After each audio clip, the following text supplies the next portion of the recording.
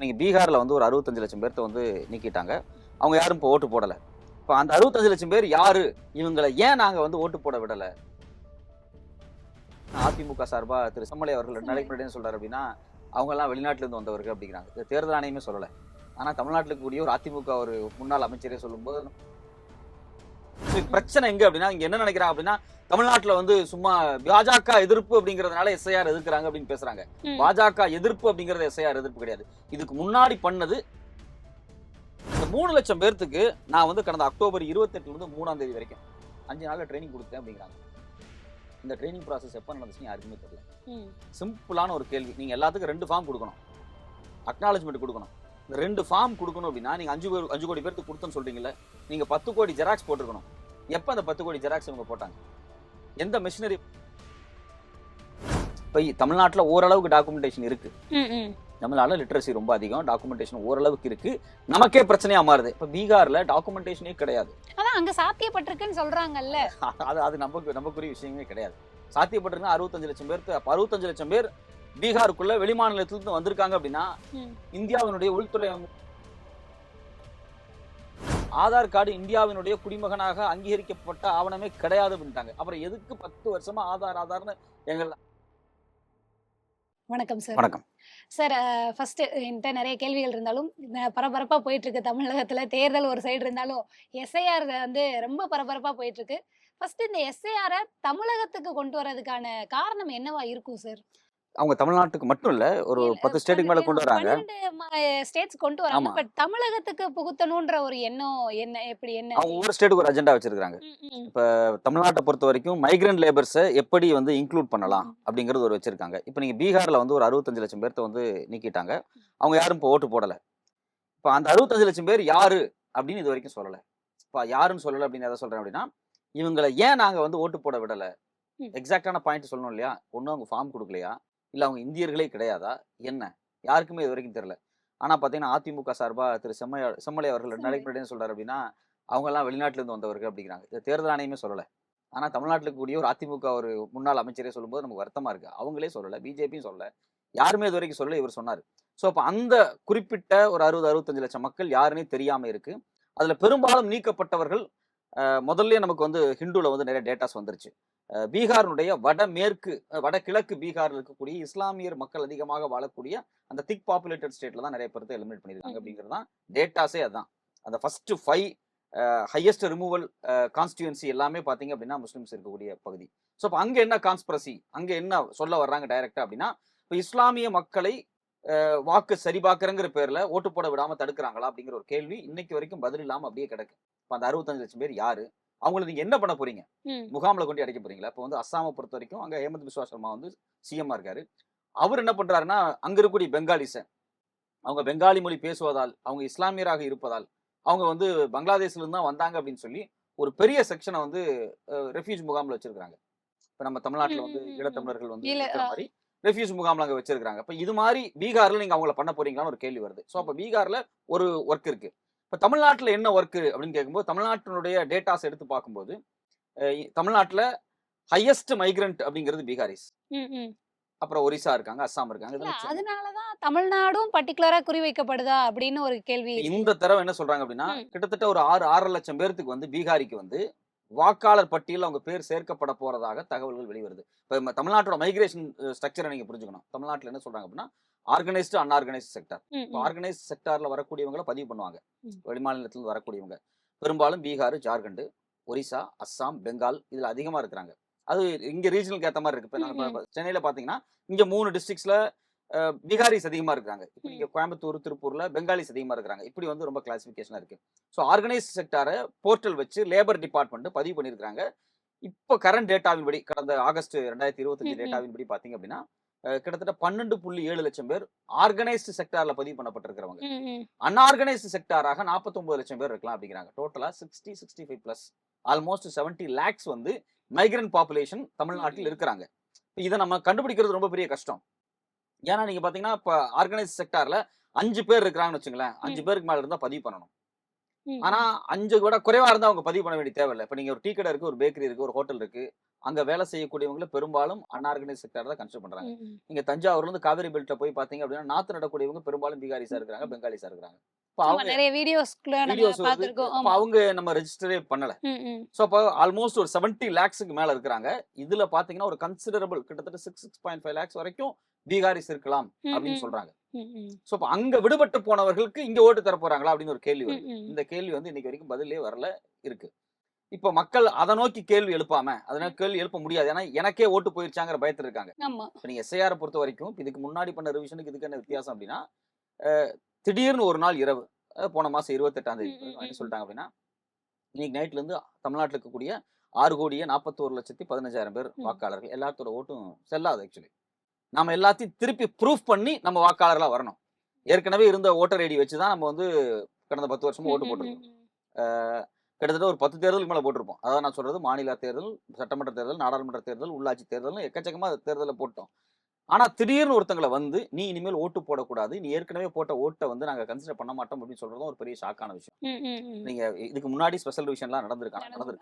2002 2005ல ஆனா அப்ப இந்த ப்ராசஸ் கிடையாது. இல்ல அதுவுமே அந்த ப்ராசஸ்ன்ற டைம் பீரியட் ஆஃப் டைம் பாக்குறப்போ வந்து ஒரு 1 இயர் ப்ராசஸ் இருந்தது. கரெக்டா சொன்னீங்க. பிரச்சனை எங்க அப்படின்னா இங்க என்ன நினைக்கிறாங்க அப்படின்னா, தமிழ்நாட்டுல வந்து சும்மா பாஜக எதிர்ப்பு அப்படிங்கறதுனால எஸ்ஐஆர் எதிர்க்கிறாங்க அப்படின்னு பேசுறாங்க. பாஜக எதிர்ப்பு அப்படிங்கறது எஸ்ஐஆர் எதிர்ப்பு கிடையாது. இதுக்கு முன்னாடி பண்ணது special summary revision. Special summary revision நடத்தணுமா? கண்டிப்பா நடத்தணும். கண்டிப்பா 18 வயசு தாண்டவங்க இருப்பாங்க. அவங்களுக்கு ஒரு குவாலிஃபையிங் டேட்டை போட்டு அந்த குவாலிஃபையிங் டேட் இப்ப ஜனவரி 1 தான் இந்தியாவினுடைய ரெப்ரசன்டேஷன் ஆஃப் பீப்பிள் ஆக்ட் 1950ல செக்ஷன் 21 ரொம்ப தெளிவான சொல்றாங்க அப்படின்னா, நீங்க ஜனவரி 1 குவாலிஃபையிங் டேட் அந்த அன்னையோட 18 வயசு தாண்டவங்களுக்கு கண்டிப்பா ஓட்டு கொடுக்கணும். அந்த அன்னைக்கு முன்னாடி வரைக்கும் யாராவது இறந்திருந்தாங்க அப்படின்னா நம்ம எலிமினேட் பண்றோம். இப்ப ஜனவரி 2ஆம் தேதி 3ஆம் தேதி ஒருத்தர் இறந்திருக்காருன்னு வச்சுங்களேன், நம்ம உடனே எலிமினேட் பண்ண முடியாது. ஸோ ப்ராசஸ் ஸ்டார்ட் ஆயிடும். ஸோ இப்படி குவாலிஃபையிங் டேட்டை வச்சு சம்மரி ரிவிஷன் பண்ணணும் அப்படிங்கிறது நியாயமான கருத்து. ஆனா இந்த ப்ராசஸை இவங்க ஏன் இவ்வளவு வேகமா செய்யறாங்க, அதனுடைய தேவை எங்கிருந்து வருது அப்படிங்கறதான். இல்ல 2 விஷயம் நான் பாக்குறேன். ஒண்ணு வந்து லீகாலிட்டி, அரசியலமைப்பு சட்டம் கொடுத்திருக்கக்கூடிய ப்ரொவிஷன்ஸ் இங்க தவறா பயன்படுத்தப்படுது.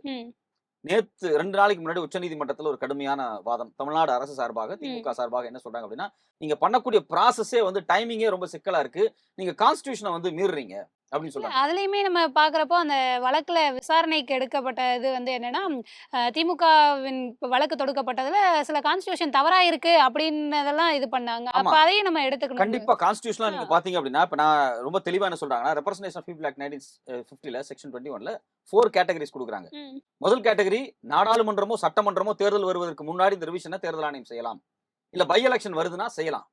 மூணாவது, தேர்தல் ஆணையம் ஒரு ஆண்டில் எப்பயாவது செய்யணும்னு நினைச்சது அப்படின்னா கண்டிப்பாக குவாலிஃபையிங் டேட்டை போட்டு அவங்க செய்ய ஆரம்பிச்சிடலாம். இது வந்து அதாவது ரெப்ரசன்டேஷன் ஆஃப் பீப்பிள் ஆக்ட் தேர்தல் ஆணையத்துக்கு கொடுத்திருக்கக்கூடிய உச்சபட்சமான அதிகாரம்.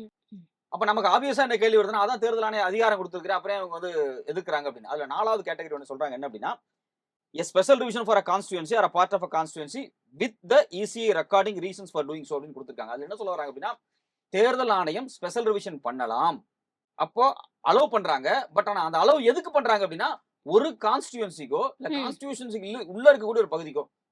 இப்ப நீங்க ஸ்பெஷல் ரிவிஷன் பண்ணணும் அப்படின்னா, இப்ப திருப்பூர் ஒரு டிஸ்ட்ரிக்ட் எடுத்து பண்ணலாம், ஏன்னா அங்க மைக்ரண்ட் அதிகமா இருக்கிறாங்க. இப்ப திருவள்ளூர் டிஸ்ட்ரிக்ட், செங்கல்பட்டு திருவள்ளூர் டிஸ்ட்ரிக்ட், இப்ப செங்கல்பட்டு டிஸ்ட்ரிக்ட் புதுசா உருவாக்கப்பட்டிருக்கு. சோ அங்க வந்து மைக்ரண்ட்ஸ் எப்படி இருக்காங்க எங்களுக்கு தெரியல அப்படிங்கறதுனால அந்த மைக்ரண்ட்ஸ் ஸ்டடி பண்றதுக்காக, ரிவிஷன் பண்றதுக்காக, ஓட்ட மாத்துறதுக்காக அந்த ஒரு கான்ஸ்டிடியூன்சில இவங்க வந்து பண்ணலாமே தவிர, இவங்க ஒட்டுமொத்தமாக ஒரு மாநிலத்துக்கு பண்றது, 10 மாநிலத்துக்கு பண்றது, அது அதிரடியா பண்றதும் பண்ண முடியாது. 2வது இதுல முக்கியமான விஷயம் என்னன்னா, கான்ஸ்டிடியூஷன்ல அவங்க என்ன சொல்றாங்கன்னா, இந்த ரூல்ஸ் ஃப்ரேம் பண்ணாங்க இல்லையா, ரூல்ஸ் ஃப்ரேம் பண்ணும்போது முதல் 3 ரூல்ஸுமே எப்ப அப்ளிகபிள்னு சொல்றாங்க அப்படின்னா, அது ரொம்ப தெளிவா கான்ஸ்டிடியூஷன்ல கொடுக்குறாங்க. Section 14 is the first day of January. அதாவது qualifying date which under the section 14 is the first day of January ன்னு ரொம்ப தெளிவா கொடுக்குறாங்க. first day of January fix பண்ணி தான் நீங்க குவாலிஃபையிங் டேட்டா ஃபிக்ஸ் பண்ணி தான் நீங்க செய்யணும். ஆனா பீகாருக்கு அவங்க அப்படி பண்ணல. அவங்க ஜூன் மாசத்துல குவாலிஃபையிங் டேட்டா வச்சாங்க. இப்ப தமிழ்நாட்டு குவாலிஃபையிங் டேட் ஜனவரி 1 2026 வச்சிருக்காங்க. எனக்கு அதுலயே நிறைய கேள்விகள் இருக்கு. இல்ல ஜூன் வச்சாங்க அப்படின்னா, பீகாருக்கு ஜூன் வச்சாங்க அப்படின்னா எப்ப ஸ்டார்ட் பண்ணப்பட்டதுன்னு நான் கேக்குறேன். அதேதான் ஆக்சுவலி ஜூன்லயே ஸ்டார்ட் பண்றாங்க. ஓ, ஜூன்லயே ஸ்டார்ட் பண்ணி ஜூன் எண்டிங்லயே இது பண்றாங்க. ஓகே. இப்ப நாம இப்ப அங்க சாத்தியமாச்சுல, இப்போ பீகார்ல அங்க சாத்தியமாச்சுல, அப்ப ஏன் இங்க தமிழ்நாட்டுல சாத்தியமாகாதுன்னு நீங்க நினைக்கிறீங்கன்னு நான் கேக்குறேன். பீகார்ல நீங்க இப்ப நேத்துக்கு சாயங்காலம் 3 மணிக்கு என்ன சொல்லிருக்காங்க, நேத்து மதியம் அதாவது மதியம் ஈவினிங் 3 மணியோட நாங்க 5 கோடி பேருக்கு எனுமரேஷன் ஃபார்ம் கொடுத்துட்டோம்னு சொல்றாங்க. இது சாத்தியம் இல்ல அப்படிங்கறத எப்படி நம்ம புரிஞ்சுக்கிறது? 5 கோடி பேருக்கு ஃபார்ம் கொடுத்துட்டேன் ஒரு வாரத்துல அப்படிங்கிறாங்க. இங்க இப்படி ஒரு ப்ராசஸ் ஸ்டார்ட் பண்ணதே தமிழ்நாட்டுல கூடிய மக்களுக்கு பாதி பேருக்கு ஆமா, இன்னும் 60, போய் 70% சேரல. தெரியாது. ஆமா, போய் சேரல. இப்ப நீங்க எப்படி 5 கோடி பேருக்கு குடுத்தீங்க? யார வச்சு குடுத்தீங்க 5 கோடி பேருக்கு? அதான் ஒரு கேள்வி வருது. ம், இப்ப ம், நீங்க ஒண்ணும் இல்ல. இதுல என்ன இந்த ப்ராசஸ்ல அவங்க என்ன சொல்றாங்க அப்படின்னா, நாங்க பிஎல்ஓஸ வந்து உள்ள வந்து ம். இன்வால்வ் இன்வால்வ் பண்றோம். பண்ணிருக்கோம். ஆமா. இப்ப தமிழ்நாட்டுல பிஎல்ஓஸ் பாத்தீங்கன்னா 68,472. ம், சில ம், டேட்டாஸ் 68,467 சொல்றாங்க பிஎல்ஓஸ். பிஎல்ஓ சூப்பர்வைசர்ஸ் இருக்காங்க. அவங்க ஒரு ம், ம், 7,234 பேர் இருக்காங்க. இதுதான் வந்து ஸ்ட்ரென்த் பெர்ஃபெக்ட் டேட்டா. ம், ம். 2வது இஆர்ஓஸ் இருக்காங்க. அதாவது எலக்ஷன் ரெஜிஸ்ட்ரேஷன் ஆஃபீசர்ஸ். அவங்களுக்கு கிட்டத்தட்ட பாத்தீங்கன்னா 234. அவங்களுக்கு அசிஸ்டன்ட் ஆஃபீசர்ஸ் 624. இது இல்லாம டிஇஓ ஒரு 38. இது இல்லாம கட்சியை சார்ந்த பிஎல்ஏ2ன்னு ம், சொல்லக்கூடிய ம், கிட்டத்தட்ட 2,11,000 பேர். இதெல்லாம் மொத்தமா சேர்த்தீங்கன்னா 3 லட்சம் பேர் வருவாங்களா இல்லையா? ம், இந்த ம், 3 லட்சம் பேர்த்துக்கு நான் வந்து கடந்த அக்டோபர் 28ல இருந்து 3ஆம் தேதி வரைக்கும் 5 நாள்ல ட்ரெய்னிங் குடுத்துட்டேன் அப்படிங்கிறாங்க. இந்த ட்ரெய்னிங் ப்ராசஸ் எப்ப நடந்துச்சுன்னு யாருக்குமே தெரியல. ம். சிம்பிளான ஒரு கேள்வி. நீங்க எல்லாத்துக்கும் 2 ஃபார்ம் குடுக்கணும். அக்னாலஜ்மென்ட் குடுக்கணும். இந்த 2 ஃபார்ம் குடுக்கணும் அப்படின்னா, நீங்க 5 கோடி பேருக்கு குடுத்தேன்னு சொல்றீங்கல்ல. நீங்க 10 கோடி ஜெராக்ஸ் போட்டுருக்கணும். எப்ப அந்த 10 கோடி ஜெராக்ஸ் இவங்க போட்டாங்க? எந்த மெஷினரிய பயன்படுத்துனாங்க? எலக்ஷன் கமிஷனுக்கு ம், ஆபீஸ் ம், கிடையாது. ம், ம். இப்ப நீங்க இங்க ஆபீஸ் இருக்கும். ஆமா. அதாவது ஸ்டேட்ல ஒரு ஆபீஸ் ஒரு இருக்கும். ஆஃபீஸ் இருக்கும். நீங்க வந்து கஸ்டம்ஸ் மாரியோ, இன்கம் டாக்ஸ் மாரியோ, இல்ல வேற ரெவென்யூ டிபார்ட்மென்ட் மாரியோ அவங்களுக்கு வந்து ஒரு சென்ட்ரலைஸ்டான ஆபீஸ் கிடையாது. யார் இத போட்டீங்க? சரி இந்த ஃபார்ம டிஸ்ட்ரிபியூட் பண்றேன்னு சொல்லாங்க இல்லையா? இந்த பிஎல்ஓஸ் யாரு? இந்த கிட்டத்தட்ட ஒரு 68,000 பேர் பிஎல்ஓ சொல்றாங்கல்ல. இவங்க யாரு அப்படின்னா, நம்ம ஊர்ல வேலை செஞ்சுட்டு இருக்கக்கூடிய டீச்சர்ஸ். ம், ம். அது மட்டும் இல்லாம, குறிப்பா யார வந்து கிராம பஞ்சாயத்துல பயன்படுத்துறாங்க அப்படின்னா, அந்த சத்துணவு கூடத்துல இருக்கக்கூடிய அமைப்பாளர்கள பயன்படுத்துறாங்க. சத்துணவு கூடத்தினுடைய அமைப்பாளர்கள் காலையில 4 மணிக்கு, 5 மணிக்கே போயி, குழந்தைகளுக்கு காலைல பிரேக்ஃபாஸ்ட் ரெடி பண்ணணும். மத்தியான சாப்பாடு ரெடி பண்ணணும். எல்லாம் ரெடி பண்ணி முடிச்சுட்டு, எல்லாம் கிளீன் பண்ணி முடிச்சுட்டு, சாயங்காலம் 4 மணி, 5 மணிக்கு தான் வீட்டுக்கே வருவாங்க. அது பெரும்பாலும் பெண்கள் தான் அதிகமா இருக்காங்க அமைப்பாளர்களாக. 5 மணிக்கு அவங்க வீட்டுக்கு வந்து வீட்டு வேலைய பார்ப்பாங்களா? குழந்தைகள பார்ப்பாங்களா? இல்ல அவங்க வீடு வீடா போய் ஃபார்ம் குடுப்பாங்களா? சரி 5 மணிக்கு மேல தான் நீங்க ஃபார்மே குடுக்க ஆரம்பிச்சிருக்கீங்கன்னு சொல்றீங்க. இந்த 5 மணிக்கு மேல குடுத்து நீங்க 5 கோடி பேருக்கு குடுத்துட்டீங்களாங்கிற கேள்வி வருது. ம். அப்ப இதனோட ஸ்ட்ரக்சர் என்ன? அப்ப நீங்க வந்து வீடு வீடா உங்களுக்கே தெரியும் ரூல் என்ன சொல்லிருக்கு அப்படின்னு தெரியும். அதுதான். எனக்கு அந்த பர்ட்டிகுலரா இதுல என்ன கேட்கணும் அப்டின்னா, என்ன ரூல் அங்க குடுக்குறதுல இப்போ தேர்தல் ஆணையம் இந்த இத்தன இத குடுத்துருக்கோம் நாங்க. இத்தன எஸ்ஐஆர் ஃபார்ம் வந்து விநியோகிக்கப்பட்டிருக்கு. மக்கள் மத்தியில போய் சேர்ந்திருக்கு அப்படின்னு ஒரு டேட்டா குடுக்குறாங்க. இந்த டேட்டாவ 3 நாள்ல எப்படி எந்த மோட் யூஸ் பண்ணாங்க? அதான் எல்லாத்துக்குமே சந்தேகமா இருக்கு. இப்ப ரூல் 1ல அனெக்சர் B3 என்ன சொல்றாங்க ம். அப்படின்னா, டோர் டூ டோர் போய் குடுத்துருக்கணும். இல்லன்னா ம். அது தப்பு. அது நாட் அக்செப்டட். அதே மாரி ரூல் 1லயே பார்ட் 7(3)ல என்ன சொல்றாங்கன்னா, டூப்ளிகேட் ஒரு காப்பி குடுக்கணும் அவங்களுக்கு. ம், ம், ம். அது இல்லாம 3F என்ன சொல்லுது? அக்னாலஜ்மென்ட் காப்பி ஒண்ணு குடுக்கணும். ம். இதெல்லாம் நடந்துச்சான்னு எனக்கு தெரியல.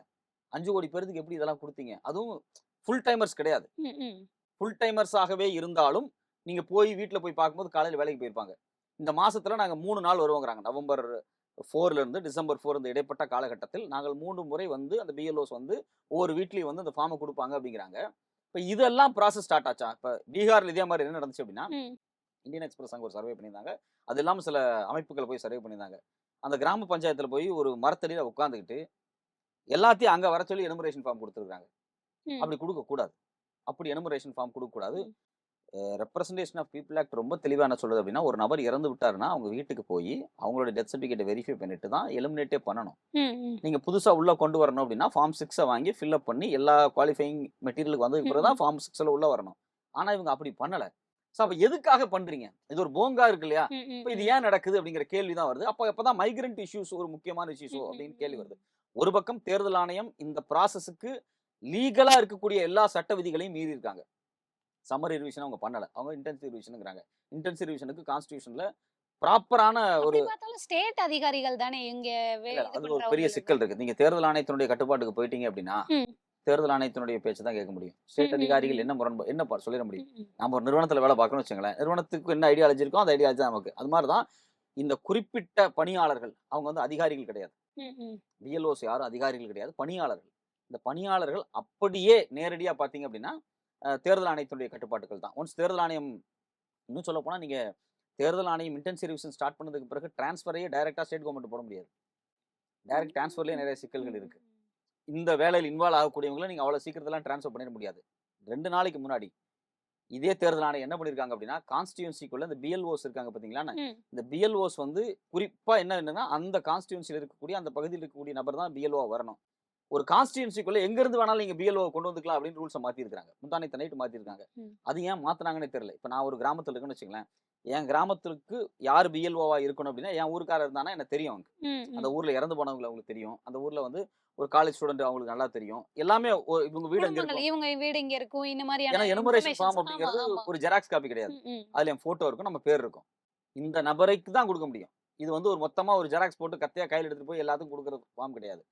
ஒவ்வொருத்தருக்கும் இண்டிவிஜுவலா போட்டோ போட்டு வரும். ஆமா. சோ அப்போ அந்த ஊரை சார்ந்த ஒரு பிஎல்ஓ இருக்காரு அப்படின்னா அவர் எடுத்து கொடுக்கலாம். பட் ஆனா வேற அந்த கான்ஸ்டிடியூன்சிக்குள்ள பக்கத்து கிராமத்துல இருந்து ஒரு பிஎல்ஓ வராருன்னு வச்சுங்களேன், அவருக்கு அந்த ஊரை பத்தி தெரியாது. அந்த ஊர்ல யார் இருக்காங்கன்னு தெரியாது. ஒரு தெருவுக்குள்ள போய் 2 வீட்டை சந்திக்கிறதுக்கே ஒரு நாள் போயிடும். ம். உட்கார்ந்து பேசினா ஒரு 15 நிமிஷம் பேசணும். ரூல்ஸ் என்ன சொல்லுது அப்படின்னா, அதுலயும் தெளிவா சொல்லியிருக்காங்க பாருங்க. இந்த ரூல் 7ல 4th பேரால என்ன சொல்றாங்க, நீங்க வந்து உங்களுடைய அந்த இசிஆர் காப்பி குடுக்குறீங்க இல்லையா? அந்த காப்பி காப்பி. குடுக்கும்போது அந்த ம். பர்ட்டிகுலர் கேண்டிடேட்ட ஆ. நீங்க எக்ஸ்பிளைன் பண்ணணும். கைட் பண்ணணும். ம். முடிஞ்சா அத அவங்க ஃபில் பண்ணணும். நீங்க இந்த உரையாடல் யார போற பிஎல்ஓஸ் வந்து இது பிஎல்ஓஸ் வந்து பண்ணணும். அவங்கள்ட்ட ஓகே. உட்கார்ந்து பேசணும். கைட் ஓகே, பண்ணணும் ஓகே, அப்படிங்கிறது தான் ஓகே. ரூலே சொல்லுது. BLO must guide the public to fill the form. ரொம்ப தெளிவா அவங்க சொல்றாங்க.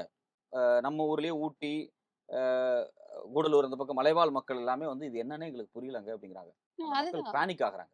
சாமானிய மக்களுக்கு இது எப்படி போய் சேரும்? அதாவது அவங்க இந்த மாரி ஒண்ணு அண்டர்ஸ்டாண்ட் பண்ணிக்கிறதுக்கே அவங்களுக்கு ஒரு ஆமா, குறிப்பிட்ட குறிப்பிட்ட டைம் டைம் வேணும். எடுக்கும். அதாவது சாதாரண ரேஷன் பொருள் வீட்டுக்கு வந்துரும் அப்படின்னு நமக்கு சொல்றதுக்கே அவங்களுக்கு ஒரு பர்ட்டிகுலர் ரொம்ப டைம் வேணும். சிம்பிளான விஷயமா. நம்ம காலேஜ் ஸ்டூடண்ட் இருக்காங்க. ஆ. ஒருத்தங்க கூட்டு போய் பேங்க்ல ஃபார்ம் ஃபில் பண்ணி செலான் ஃபில் பண்ணு அப்படின்னா, லைட்டா ஒரு பதட்டம் வந்துரும். ஆமா. அதுல இருக்கிறது எல்லாமே தெரிஞ்ச விஷயமா தான் இருக்கும். ஆனா இருந்தாலும் அந்த செலான ஃபில் பண்றதுல இங்க தான் அமௌண்ட் போடணுமா அப்படிங்கிற ஒரு கன்ஃப்யூஷன் வரும் பாத்தீங்களா? ஏன்னா ஒரு ஒரு ஒரு கொஞ்சம் அந்நிய தன்மையோட இருக்கக்கூடிய விஷயம். நம்ம இப்ப ஆப் யூஸ் பண்ண ஆரம்பிச்சிட்டோம். நம்ம வந்து செலான் ம், பெருசா ம், யூஸ் ம், பண்றது இல்ல. ம், ம். திடீர்னு செலான பார்க்கும்போது ஒரு பதட்டம் வருது இல்லையா? இது படிச்ச காலேஜ் போற பசங்களுக்கே இருக்கும்போது, சாமானியமா இருக்கக்கூடிய ரொம்ப நடுத்தர வர்க்கமா இருக்கக்கூடிய, ஏழையா இருக்கக்கூடிய, கஷ்டப்படக்கூடிய மலைவாழ் மக்கள்ட்ட போய் நீங்க இந்த ஃபார்ம் குடுக்கும்போது, அந்த மக்கள்ட்ட நீங்க என்ன நடக்குதுன்னு சொல்லி புரிய வைப்பீங்க. குறிப்பாக தலித் சமூகத்தை சார்ந்தவங்களா இருக்கட்டும், இல்ல வந்து பழங்குடியின சமூகத்தை சார்ந்தவங்களா இருக்கட்டும். அதுல பொருளாதார ரீதியா பிற்படுத்தப்பட்டு ரொம்ப கஷ்டப்பட்டுட்டு இருக்கக்கூடிய கூலி தொழிலாளிகள்ட்ட போய் நான் ஒரு ஃபார்ம குடுத்து ஷாக் பண்றது இருக்கு இல்லையா? அது ம். வந்து ஒரு அப்படி பண்ணக்கூடாது. அந்த ப்ராசஸ் தப்பு அப்படின்னு இதே இன்டென்சிவ் ரிவிஷனுடைய ரூல்ஸ் அனெக்ஸர் புக் தான் சொல்லுது. அப்ப என்னன்னா இவங்க ரூல்ஸ் எல்லாம் ஒண்ண ஃப்ரேம் பண்றாங்க. நடைமுறைப்படுத்துறதெல்லாம் வேற நடைமுறைப்படுத்துறாங்க. கான்ஸ்டிடியூஷன்ல ஒண்ணு சொல்லியிருக்கு. கான்ஸ்டிடியூஷன்ல சொன்னத விட்டுட்டு வேற ஒண்ணு நடத்துறாங்க. அப்ப இது அல்டிமேட்டா என்னவா இருக்கு அப்படின்னா, இது வந்து ஒரு விதமான ஒரு பொலிட்டிக்கல் கேமா தான் பார்க்கப்படுது. இப்ப இன்னும் நம்ம பார்க்கறோம்னா, ஃபார்ம் வந்து இத்தன டீட்டெயில்ஸ் கேட்குறாங்க. 2016ஓட பீரியட்ல யார் இருந்தாங்க? 2014 பீரியட்ல யார் இருந்தாங்க? ஆமா. நீங்க உங்களுக்கு ஓட் எங்க இருந்தது? அப்படின்றத கேட்கிறப்போ, ஒரு சிலருக்கு மைண்ட் எப்படி போகும் அப்படின்னா, ஒருவேளை நம்ம நம்ம இடத்துல இருக்கணும் போல. ஆமா. அப்படின்ற ஊருக்கு மாரி ஊருக்கு கேளு. போணும் போல. இப்ப எங்க சிக்கல் வருது அப்படின்னா, அதான். 1987 ஜூன்ல ஒரு ஒரு பெஞ்ச் மார்க்கா ஃபிக்ஸ் பண்றாங்க. இப்ப 2002க்கு பிறகு ம். யாரெல்லாம் புதிதாக வாக்காளர்களாக சேர்ந்தீர்களோ, சரி. நீங்க எல்லாருமே உங்கள ப்ரூஃப் பண்ணி ஆகணும். அதுல 1987 ஜூன் 1 ம், ம். அதுல இருந்து 2004 வரைக்கும் சொல்றாங்க. இப்ப இந்த ஸ்லாப்ல இருக்கக்கூடிய ஆட்கள் என்ன பண்ணணும் அப்படின்னா, உங்களுடைய டேட்டாஸ் அதாவது நீங்க நீங்க உங்களோட பர்த் சர்டிபிகேட், ரெசிடென்ஸ் சர்டிபிகேட் இது எல்லாமே ப்ரூஃப் பண்ணி ஆகணும் அப்படிங்கிறாங்க. ம். இப்ப இது ஒரு ஒரு ஒரு பெஞ்ச் மார்க்கா அவங்க சொல்றாங்க. 2வது பெஞ்ச் மார்க் என்ன சொல்றாங்க? அதாவது 1987 ஜூலை 1க்கு முன்னாடி பிறந்திருந்தா ஃபர்ஸ்ட் ம், கேட்டகரி. ம், ம். நான் வந்து 1987 ஜூனுக்கு முன்னாடி பிறந்தேன்.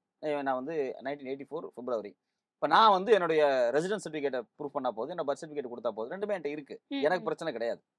இப்போ 1787 டு 2/12/2004 இருக்கு பாத்தீங்களா? இதுல வரக்கூடிய இப்ப என் ஒய்ஃப் அதுல வர்றாங்க. இப்ப என் ஒய்ஃப் அவங்கள ப்ரூஃப் பண்ணி ஆகணும். அது அவங்கள்ட்ட இருக்கு. ஆனா அவங்க அம்மாவோ, அப்பாவோ யாரோ ஒருத்தருடைய பர்த் சர்டிபிகேட்ட ப்ரூஃப் பண்ணி ஆகணும். ம், ம். அவங்க அம்மா அப்பாட்ட கிடையாது. அதுதான். இப்ப இப்போ என்ன பண்றதா? அதுதான். இப்ப நம்ம அத எப்படி எடுத்துக்கிறது? இது 3வது கேட்டகரி. 2/12/2004க்கு பிறகு இருக்கக்கூடிய இளைஞர்கள். அவங்க மோஸ்ட்லி யூத்தா இருப்பாங்க. ம், அவங்க ம். அவங்கள ப்ரூஃப் பண்ணணும். அது வச்சிருப்பாங்க. அவங்க அம்மாவோ, அப்பாவோ அப்படிங்கிற ஆப்ஷன் இல்லாம 2 பேர்த்தையும் நீ ப்ரூஃப் பண்ணு அப்படிங்கிறாங்க. ம், ம். இப்ப இத வந்து அங்க சாய்ஸே குடுக்காம சாய்ஸே 2 கிடையாது. பேருக்கு. ஆ, ஆ. நீ அம்மா, அப்பா சாய்ஸ் இல்ல. 2 பேர்த்தையும் ப்ரூஃப் பண்ணு அப்படிங்கிறாங்க. இப்ப நம்ம ஊர்ல ரொம்ப சிம்பிளா எடுத்துக்கலாமா? நீங்க இங்க கேட்டீங்க என்னென்ன ஹிண்ட்ரன்ஸ் இருக்கு ம், அப்படின்னு. ம். இப்ப நம்ம ஊர்ல ஒருத்தவங்க இறந்து போறாங்கன்னு வச்சுங்களேன். ம். இப்ப அப்பாவோ, இல்ல தாத்தாவோ, பாட்டியோ யாரோ ஒருத்தங்க இறந்து போகும்போது, அவங்களுடைய டாக்குமெண்ட்ஸ் நம்ம பெருசா வச்சிருக்க மாட்டோம். ம். மேக்ஸிமம் இறப்பு சான்றிதழ வாங்கலாம். இப்ப ஆதார் கார்டு இருக்கா? அதிகபட்சமா ஒரு 6 மாசம் வச்சிருப்பாங்க. 1 வருஷம் வச்சிருப்பாங்க. தூக்கி போட்டுருவாங்க அது எல்லாத்தையும். ஆதார் கார்டுல இருந்து, ஓட்டர் ஐடில இருந்து, சர்டிபிகேட் எதுவுமே இது எதுக்கு நமக்கு தேவையில்ல அப்படின்னு சொல்லி தூக்கி போட்டுருவாங்க. இப்ப அது மாரி டாக்குமெண்டைசேஷன் இல்ல அப்படின்னா ம், என்ன பண்ண ம். முடியும்? இப்ப தமிழ்நாட்டுல ஓரளவுக்கு டாக்குமெண்டேஷன் இருக்கு. ம், ம். தமிழ்நாடுல லிட்ரசி ரொம்ப அதிகம். டாக்குமெண்டேஷன் ஓரளவுக்கு இருக்கு. நமக்கே பிரச்சனையா மாறுது. இப்ப பீகார்ல டாக்குமெண்டேஷனே கிடையாது. அதான் அங்க சாத்தியப்பட்டிருக்குன்னு சொல்றாங்கல்ல. அது அது நமக்குரிய விஷயமே கிடையாது. சாத்தியப்பட்டிருக்குன்னா 65 லட்சம் பேர். அப்ப 65 லட்சம் பேர் பீகாருக்குள்ள வெளிமாநிலத்திலிருந்து வந்திருக்காங்க அப்படின்னா, ம். இந்தியாவினுடைய உள்துறை அமைச்சர் என்ன பண்ணிட்டு இருக்காரு? அப்போ ஒரு மாநிலத்துக்குள்ள 65 லட்சம் பேர் இருக்கா அப்படின்னா, இப்ப நீங்க இந்தியா முழுக்க சர்வே பண்ணீங்கன்னா 20 கோடி பேர் 30 கோடி பேர் வந்து பங்களாதேஷ்ல இருந்து வந்தானா, பங்களாதேஷோட மக்கள் தொகை 20 கோடி கிடையாது. அப்ப இந்தியாவுக்குள்ள இருக்கக்கூடிய வெளிநாட்டுல இருந்து வந்த மைக்ரன்ஸ் சொன்னா, இந்தியாவினுடைய உள்துறை அமைச்சகம் என்ன பண்ணுது? ராணுவம் என்ன பண்ணுது? இன்டெலிஜென்ஸ் என்ன பண்றாங்க? ஐபி இருக்கு, RAW இருக்கு, பார்டர் செக்யூரிட்டி ஃபோர்ஸ் இருக்கு, ராஷ்டிரிய ரைஃபிள்ஸ் இருக்கு. எல்லாமே தான் நிக்கிறாங்க. எப்படி இவ்வளவு பேர் பங்களாதேஷ்ல இருந்து பீகாருக்குள்ள வந்தாங்க? அப்ப இவன்லாம் ஓட்டு போட்டு தான் இதுக்கு முன்னாடி வந்து பாஜக அலையன்ஸ் வந்து பீகார் ஆட்சி பண்ணிட்டு இருந்துச்சா?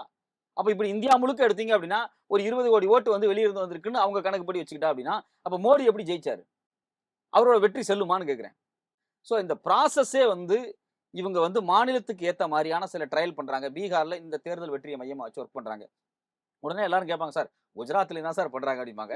குஜராத்ல சும்மா பண்றாங்க. இப்ப வந்து இது நம்மளுது மட்டும் பண்ணா நீங்க கேள்வி கேட்பீங்கல்ல, என்ன சார் தாண்ட எல்லாருமே கேட்போம். என்னங்க தமிழ்நாட்டுல மட்டும் பண்றாங்க, குஜராத்ல ஏன் பண்ண மாட்டேங்கிறான்னு கேட்பான். அதனால அவங்க பேரலா பண்ணிட்டு இருக்காங்க. பட் ஆனா குஜராத்ல அவங்க லிஸ்ட்டை வெளியிடும் போது எவ்வளவு பேர்த்த வெளியிட போறாங்க?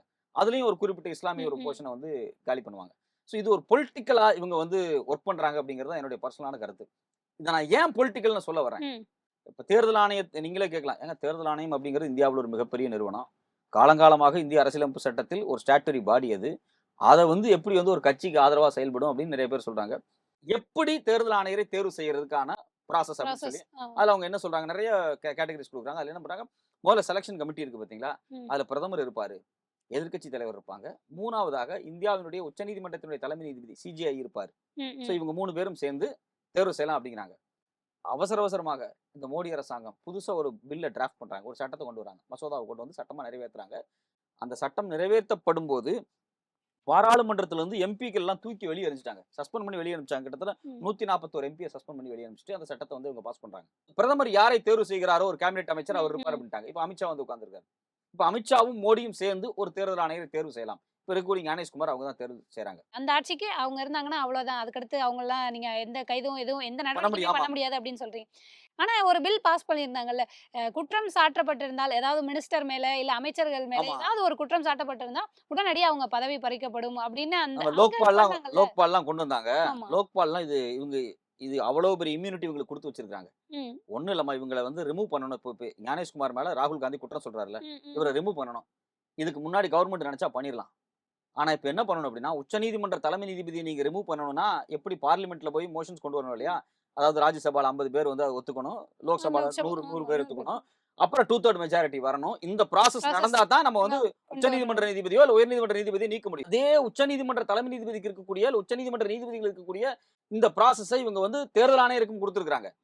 தேர்தல் ஆணையர் அவ்வளவு சீக்கிரத்துல வந்து நீக்க முடியாது. அது மாதிரியான ஒரு ப்ராசஸ் கொடுத்திருக்காங்க. 45 நாள்ல நீங்க டாக்குமெண்ட் அழிச்சிருவீங்க. செக்ஷன் 93ல ரெஸ்ட்ரிக்ஷன்ஸ் கொண்டு வந்திருக்கீங்க, நீங்க ஆக்சஸ் பண்ண முடியாது. தேர்தல் ஆணையருக்கு இவ்வளவு பெரிய இம்யூனிட்டி நீங்க கொடுத்திருக்கீங்க. இப்ப இதெல்லாம் பார்க்கும்போது ஏன் உச்சபட்சமான ஒரு அதிகாரத்தை தேர்தல் ஆணையத்திற்கு இந்த மோடி அரசாங்கம் கொடுத்தாங்க அப்படிங்கிற கேள்வியை நம்ம SIR-ஓட பொருத்தி பார்க்க வேண்டிய தேவை இருக்கு. சோ இது எல்லாமே இப்படி உச்சநீதிமன்றத்தில் 2 நாளைக்கு முன்னாடியே சஞ்சீவ் கண்ணா சொல்றாரு, அவர் தான் அடுத்த தலைமை நீதிபதி. அவர் ஏன் நீங்க இவ்வளவு பேனிக் ஆகுறீங்க, ஏன் இவ்வளவு பதட்டமாகறீங்க அப்படின்னு கேட்கிறாரு. திருப்பி தமிழ்நாடு அரசு சார்பா பேசினவங்க என்ன சொல்றாங்க அப்படின்னா, சார் நாங்க பேனிக் ஆகல, ஏன் நீங்க அவசரப்படுறீங்கன்னு நாங்க வந்து கவர்மெண்ட் பார்த்து கேட்கிறோம். இது எல்லாமே 100 நாளுக்குள்ள முடியுது. தமிழ்நாட்டுல பாத்தீங்க அப்படின்னா கடந்த போன மாசம் 28ஆம் தேதி சொன்னாங்க, நவம்பர் 4 ஃபார்ம் கொடுக்க ஆரம்பிச்சாங்க, டிசம்பர் 4 முடிக்கிறாங்க. டிசம்பர் 4ல இருந்து ஒரு 3 நாள் தான், 5, 6, 7, 8 இந்த 3-4 நாளுக்குள்ள எல்லா ஃபார்மையும் வந்து கம்ப்யூட்டர்ல அப்லோட் பண்ணுங்கிறாங்க. 8ஆம் தேதிக்கு பிறகு ஒரு 8ஆம் தேதி நினைக்கிறேன் ஒரு ஃபைனல் லிஸ்ட் வெளியிட போறாங்க. 9ஆம் தேதி ஒரு ஃபைனல் லிஸ்ட் வெளியிட போறாங்க. அந்த ஃபைனலிஸ்ட் வெளியே வந்து 60 டேஸ் 50+ டேஸ் தான். என்ன அப்படின்னா நம்ம சேஞ்சஸ் ஏதாவது பண்ண முடியுமான்னு பார்க்கணும். பிப்ரவரி 9ஆம் தேதி ஃபைனலிஸ்ட் வெளியே வந்துடும். அதுக்கு பிறகு உங்களை சேர்க்கிறதோ இல்ல நீங்க எலிமினேட் பண்றதோ எதுவுமே பண்ண முடியாது. இவங்க ஃபர்ஸ்ட் டிராஃப்ட் வெளியிடுறாங்க. ஃபர்ஸ்ட் டிராஃப்ட் வெளியிட்ட உடனேயே அங்க கிட்டத்தட்ட பல லட்சக்கணக்கான ஓட்டு வந்து இல்லாம போயிடுது. எல்லாம் கொந்தளிச்சிட்டாங்க, எனக்கு ஓட்டு இல்லையா அப்படிங்கிறது. ஒரு பீகார் மக்கள் என்ன நினைப்பாங்க அப்படின்னா, திடீர்னு ஒருத்தர் வந்து நான் பீகாரியே இல்லை அப்படின்னு சொல்லிட்டாங்க. இப்ப தமிழ்நாட்டு எடுத்துங்க, இப்ப நான் வந்து நமக்கு ஒரு பாரம்பரியமான ஒரு பெருமை பேசுறோம்ப்பா, நான்லாம் இந்த மண்ணுல 5000 வருஷமா இருக்கேன்டா அப்படிங்கிறோம். திடீர்னு ஒருத்தர் வந்து நீ இந்த மண்ணுக்கே உரியவன் கிடையாது, ஏன்னா உன்ட்டு ஓட்டர் ஐடி இல்லைன்னு சொல்லும்போது இது வந்து கல்ச்சுரலா என்ன எமோஷனை கிரியேட் பண்ணும், அவ்வளவு பெரிய எமோஷனை கிரியேட் பண்ணுச்சு. இவங்க ஆதார் கார்டு எடுத்துங்கன்னு சொல்றாங்க. ஆதார் கார்டு இந்தியாவினுடைய குடிமகனாக அங்கீகரிக்கப்பட்ட ஆவணமே கிடையாது அப்படின்ட்டாங்க. அப்புறம் எதுக்கு 10 வருஷமா ஆதார்னு எங்களை அலைய விட்டீங்க? இந்த SIR-னுடைய நோக்கம், நீங்க முதல் கேட்ட கேள்வி இருக்கு பாத்தீங்களா, SIR-ஓட நோக்கம் தான் என்ன? அந்த நோக்கம் அப்படிங்கிறது ஒரு பொலிட்டிக்கலான நோக்கமா தான் நமக்கு தெரியுது. அதாவது அங்க வந்து இஸ்லாமிய ஓட்டுகளை எலிமினேட் பண்றது, இங்க வந்து பீகாரிஸோ இல்ல மத்த மாநிலத்தை சார்ந்த ஓட்டர்கள் உள்ள கொண்டு வருது. அதுல ஏன் அந்த சந்தேகம் வருது அப்படின்னா, அவர் பீகார்ல போய் நின்று பிரதமர் மோடி பேசுறாரு. தமிழ்நாட்டில் பீகாரிகள் தாக்கப்படுறாங்க. தாக்கப்படுறாங்க. இது முதல் முறை கிடையாது.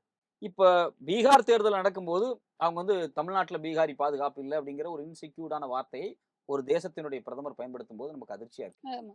சோ அப்ப தமிழ்நாட்டுல பீகாரிகளை மையமா வச்சு என்ன அஜெண்டா வச்சிருக்கீங்க?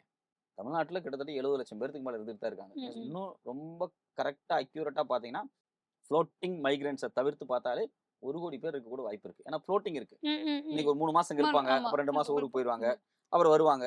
இதெல்லாமே நடக்கும். இவங்க எல்லாத்துக்கும் இங்க ஓட்டர் ஐடி கொடுக்கறதுக்காகத்தான் இந்த எஸ்ஐஆர் நடக்குதா அப்படின்னா கண்டிப்பாக அதுக்கு நடக்கலாம்.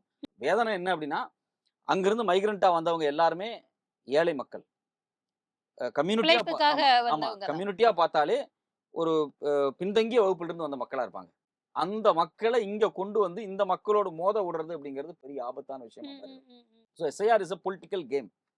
நான் அதான் அந்த பொலிட்டிக்கல் கேம்ல அவங்களுடைய வேகமும் இவங்களுடைய பயமும் நம்ம எப்படி எடுத்துக்கிறது? அதாவது மத்திய அரசினுடைய வேகமும் வேகம் இங்க ஆளும் தமிழகம் ஆளும் கட்சியுடைய பயமும் நம்ம எப்படி எடுத்துக்கிறது? எப்படி பாக்குறது? தமிழ்நாடு வந்து முந்தானைத்து வந்து அவங்க வந்து ஒரு தமிழ்நாடு தழுவி ஒரு ஆர்ப்பாட்டம் மாதிரி திமுக எல்லாம் வச்சிருந்தாங்க. பட் ஆனாலும் தமிழ்நாடு அரசு என்ன பண்ணுதுன்னு பாருங்க. திமுக கட்சியா என்ன பண்றாங்க அப்படின்னா இந்த எஸ்ஐஆர்ல யாரும் விடுபட்டுற கூடாது அப்படின்னு அவங்களுடைய பூத் முகவர்கள் கிட்டத்தட்ட 2 லட்சம் பேர் வந்து எல்லா கட்சி சார்பாகவும் இருக்காங்க. அவங்களுக்கு ட்ரைனிங் கொடுத்து அவங்கள வந்து களத்துல இறக்கி விட்டுருக்காங்க. குறைஞ்சபட்சம் வீட்டுல போய் ஃபார்ம் கொடுக்கக்கூடிய நபர்கள்ல கண்டிப்பாக கட்சி சார்ந்த ஆட்கள் இருக்காங்க. இப்போ அவங்க அதை அலர்ட்டா பாக்குறாங்க. அவங்களுக்கு என்ன அப்படின்னா தேர்தலில் நம்ம கட்சி ஆட்களுக்கு ஓட்டுரிமை இல்லை அப்படின்னா தோத்துரும் அப்படிங்கிற பயத்திலேயே அவங்க இதை ரொம்ப சீரியஸா எடுத்து செய்யறாங்க. டோல் ஃப்ரீ நம்பர் உருவாக்கி இருக்கிறாங்க. இது இந்த ப்ராசஸ் எப்படி பண்ணணும் அப்படிங்கறதெல்லாம் சொல்றாங்க.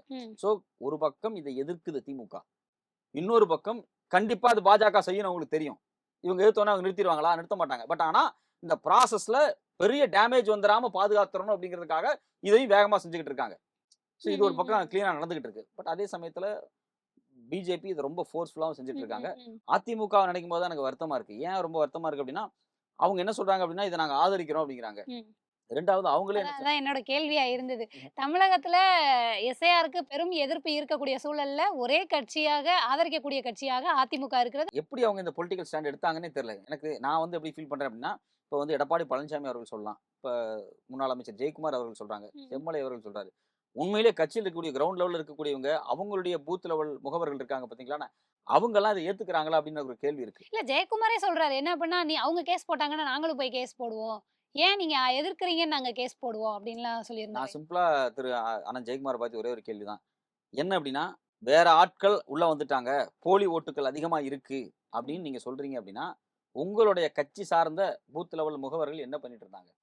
இவரு சொல்றத பார்த்தா எங்க பிஎல்ஏ வேலையே பாக்குறது இல்லை அப்படிங்கிற மாதிரி சொல்றாரு. அது எனக்கு வருத்தமா இருக்கு. வானதி சீனிவாசன் என்ன பேசுறாங்க அப்படின்னா இங்க வந்து பிஎல்ஏ ஒழுங்கா பிஎல்ஓஸ் ஒழுங்கா வேலை செய்ய மாட்டேங்கிறாங்கன்னு சொல்றாங்க. அவங்க நான் நீங்க தான் ட்ரைனிங் கொடுத்தீங்க, நீங்க தான் ப்ராசஸ் ஸ்டார்ட் பண்ணீங்க, உங்க கண்ட்ரோலுக்கு வந்துட்டாங்க. பணியாளர்கள் எல்லாமே தேர்தல் ஆணையத்தின் கட்டுப்பாட்டுக்குள்ள வந்துட்டாங்க. அப்புறம் திருப்பி வந்து தமிழ்நாடு அரசு இதுல குறை சொல்றதுல எனக்கு வந்து எந்த ஸ்பேஸுமே இல்லை. நீங்க 2 வருஷத்துக்கு முன்னாடியே ஸ்டார்ட் பண்ணிருக்கலாம். நான் கேட்கறேன், சரி ஒன்றும் இல்லை, தேர்தல் 6 மாசம் தள்ளி போடுங்க, உட்காந்து எஸ்ஐஆர் பண்ணுங்க, ஸ்பெஷல் இன்டென்சிவ் ரிவிஷன் நீங்க பண்ணுங்க, பொறுமையா பார்த்துக்கலாம். ஏப்ரல் மேல நீங்க மார்ச் ஏப்ரல் மேல நீங்க டிக்ளேர் பண்ண வேண்டிய அவசியம் கிடையாது. 6 மாசம் கழிச்சு தேர்தல் வச்சுக்கலாம். ஆனா ப்ராப்பரா எல்லாத்தையும் முடிச்சுட்டு தேர்தல் வச்சுக்கலாம். இன்டென்சிவ் ரிவிஷனே ஒரு சதி, இந்த சதியை முறியடிக்கணும் அப்படிங்கிறது இல்ல. அவங்களுக்கு பொலிட்டிக்கல் அஜெண்டா இருந்தாலும் ஒரு நாட்டுக்கு ரிவிஷன் அப்படிங்கிறது தேவைதான். அந்த ரிவிஷனை நேர்மையாக செய்யுங்கள். இவங்க என்ன சிம்பிளா ஒரே ஒரு விஷயம், இவங்கனால வந்து சென்சஸ் நடத்த முடியலங்கிறாங்க. உங்களால இன்டென்சிவ் ரிவிஷனை 1 மாசத்துல நடத்த முடியுது அப்படின்னா நீங்க சென்சஸ் 1 மாசத்துல நடத்த முடியல. எஸ்ஐஆர் வந்து கிராமங்கள்ல அது எப்படியான இம்பாக்டை ஏற்படுத்தும்? அது நான் அதுல கிராமங்கள் நகரங்கள் ரெண்டுக்குமே பாதிப்பா தான் நான் பார்க்கறேன். கண்டிப்பா கிராமப்புற மக்கள் மோசமா பாதிக்கப்படுவாங்க. நகரப்புறத்துல என்ன அப்படின்னா கொஞ்சம் விவரம் தெரியும், ஆனா டைம் இருக்காது.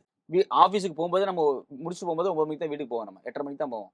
அவங்க நம்ம வீட்டுக்கு மட்டும் உட்காந்துருப்பாங்களா? கிடையாது. ஒரு தடவை வருவாங்க, 2வது தடவை பார்ப்பாங்க, 3வது தடவை பார்ப்பாங்க, 4வது தடவை வரமாட்டாங்க. அவங்களே சொல்லிட்டாங்க 3 தடவை தான் வருவேன்னு சொல்லிட்டாங்க. உண்மையிலேயே வந்து அந்த மக்கள் வந்து பயந்து தான் இருக்கிறாங்க. எஸ்ஐஆர்னா இது இதோட முடிஞ்சிருமா நம்ம வாழ்க்கை? ஏன்னா இது வெறும் ஓட்டு போடுற விஷயம் மட்டும் கிடையாது, இது குடியுரிமை சம்பந்தமான விஷயம்ங்கிறதுனால தான் இவ்வளவு பயம். ஓட்டு போடாதவங்களும் இப்ப பயப்படக்கூடிய காரணம் என்ன அப்படின்னா இதை காரணமா வச்சு நம்மளுடைய குடியுரிமை இல்லாம பண்ணிட்டா என்ன பண்றது? சார், எஸ்ஐஆர் குறித்து பல்வேறு தகவல்களை எங்களோட பகிர்ந்துக்கிட்டதுக்கு நன்றி சார். நன்றிமா. நன்றி.